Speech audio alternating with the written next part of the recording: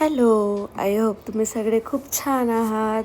So as तुम्हाला सगळ्यांना माहिती आहे की मला कॉफी खूप आवडते. सो मग मी डिसाईड केलं होतं आज.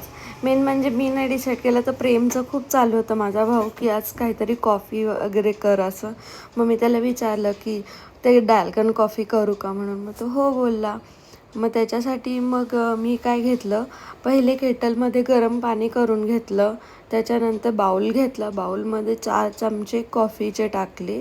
कोणती पण कॉफी तुम्ही यूज करू शकता. फक्त ती बारीक टेक्स्चरच्या फॉर्ममध्ये राहिली पाहिजे.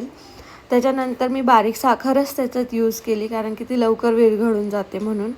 त्याच्यानंतर मग मी काय केलं, बाऊलमध्ये 4 चमचे कॉफी पावडर, नंतर तुम्हाला वाटेल तेवढी साखर घ्यायची आणि त्याच्यामध्ये गरम पाणी टाकायचं आणि त्यानंतर असं ते फेटून घ्यायचं जोपर्यंत त्याचं टेक्स्चर असं फॉर्ममध्ये नाही होत, म्हणजे क्रीमी टेक्स्चर होत नाही तोपर्यंत त्याला असं छान फेटून घ्यायचं.